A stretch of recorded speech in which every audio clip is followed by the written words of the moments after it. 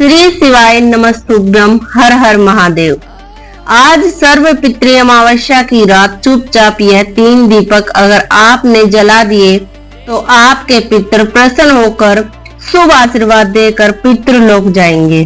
पितृ का आशीर्वाद कितना जरूरी है हम सभी जानते हैं, तो शुरू से अंत तक वीडियो को देखना और कमेंट में जय पितृदेव जरूर लिखना। आज का यह वीडियो आपके लिए बहुत ही खास होने वाला है, क्योंकि हम बात करने जा रहे हैं पितृपक्ष के अंतिम दिन सर्व पितृ अमावस्या के बारे में। जैसा कि आप जानते हैं, पितृपक्ष वह पवित्र 16 दिवसीय काल होता है जब हमारे पूर्वज, हमारे पितृ हमारे जीवन में अपनी कृपा और आशीर्वाद देते हैं। यह समय हमारे लिए अत्यंत महत्वपूर्ण होता है, क्योंकि इसी दौरान हमें अपने पितरों का स्मरण करना, उनकी पूजा करना और उन्हें सम्मान देना चाहिए। 21 सितंबर रविवार को इस पावन पर्व का समापन होगा, यानी कि आज और इस दिन हमारे पितृ वापस चले जाते हैं। इसीलिए यह दिन हर वंशज के लिए बहुत ही महत्वपूर्ण और पावन अवसर लेकर आता है। हम सभी जानते हैं कि पितरों की कृपा से ही हमारा परिवार सुख समृद्धि और सौभाग्य से भरपूर रहता है। लेकिन जब हम भूल जाते हैं या किसी कारणवश पितरों के लिए कोई श्राद्ध विधि या पूजा अर्चना नहीं करते तो वे नाराज हो सकते हैं और उनके आशीर्वाद से वंचित भी हम रह सकते हैं। यह बात समझना बेहद जरूरी है कि पितरों का प्रसन्न होना आपके जीवन तथा परिवार की खुशहाली के लिए कितना आवश्यक है। इसीलिए इस वर्ष आने वाली सर्व पितृ अमावस्या का महत्व समझते हुए हमें पितरों को सम्मान देना चाहिए और उनके लिए विशेष उपाय अवश्य करने चाहिए। आज इस वीडियो में मैं आपको 2 प्रकार के प्रभावशाली और सरल उपाय बताने जा रही हूँ। पहला जो है कि हर किसी के लिए सहज है, मन से श्रद्धा पूर्वक अपने पितरों को याद करना और उन्हें आशीर्वाद के लिए प्रार्थना करना। यह उपाय अत्यंत सरल होते हुए भी बहुत शक्तिशाली है। दूसरा उपाय शास्त्रों द्वारा बताए गए 3 दीपक जलाने का है, जिसमें घर के 3 खास स्थानों, मटके के पास, मुख्य द्वार पर और बेलपत्र के वृक्ष के नीचे दीपक जलाकर काले तिल डालकर और मंत्र जाप करते हुए पितृ आशीर्वाद ग्रहण किया जाता है। आइए विस्तार से समझते हैं यह दोनों उपाय। सबसे पहले सरल और सहज उपाय की बात करें तो सुबह उठकर स्नान करें, शरीर और मन को पूरी तरह से शुद्ध करें। इसके बाद पूजा स्थल पर या घर के किसी पवित्र स्थान पर बैठकर दक्षिण दिशा की ओर मुख करें। पौराणिक मान्यता अनुसार दक्षिण दिशा पितृ से जुड़ी होती है, इसीलिए पितरों को श्रद्धांजलि देते समय अपनी मुद्रा और मुख दक्षिण दिशा की ओर करना शुभ माना जाता है। अपने हृदय की गहराइयों से अपने पितरों को याद करें, उन्हें धन्यवाद दें, अपने साथ हुई भूलों के लिए क्षमा याचना करें और उनकी कृपा के लिए प्रार्थना करें। आप कह सकते हैं कि हे पितृदेव, यदि इस पितृपक्ष में हमने आपको भूल से भी याद ना किया हो, हमें क्षमा करें। कृपया हमारे परिवार को सुख शांति, स्वास्थ्य और समृद्धि दे। इस भावना और निष्ठा से किया गया स्मरण ही सबसे बड़ा उपाय है। वहीं इस पूजा अर्चना के साथ आप घर में दीपक जलाएं। दीपक की बाती लंबी और तेल या घी से प्रज्वलित होनी चाहिए। इस दीपक को दक्षिण की ओर मुख करके रखें। दीपक सिर्फ प्रकाश प्रदाता नहीं है, बल्कि यह अंधकार से ज्ञान की ओर जाने वाली प्रतीकात्मक ज्योति है।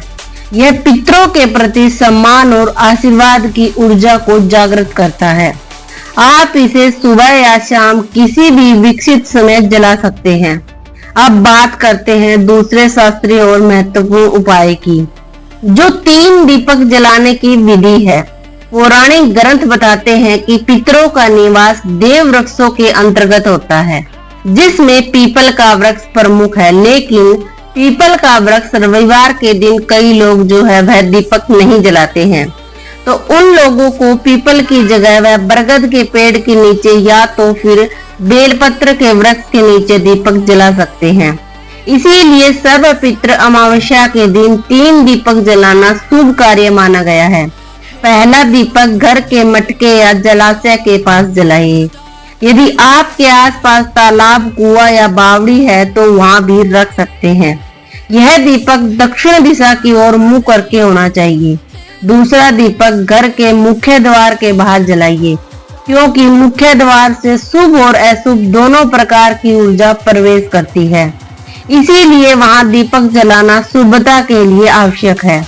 तीसरा दीपक बेलपत्र के वृक्ष के नीचे जलाना विधि के अनुसार सबसे ज्यादा शुभ माना जाता है। यदि बेलपत्र के वृक्ष ना हो तो बरगद के वृक्ष के नीचे यह दीपक जरूर जलाएं। इन सभी तीनों दीपकों में लंबी बाती का प्रयोग करें और घी या तिल से प्रज्वलित करें, ताकि वे लंबे समय तक ऊर्जा प्रदान करते रहे।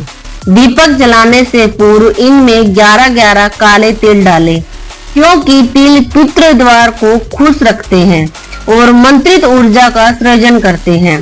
दीपक जलाते समय ओम पितृ देवताय नमः मंत्र का 11 बार जाप जरूर करें। यह मंत्र जाप पितृ शक्तियों को पुण्य कर्मों के लिए आह्वान करवाता है और आपको उनके आशीर्वाद से जोड़ता है।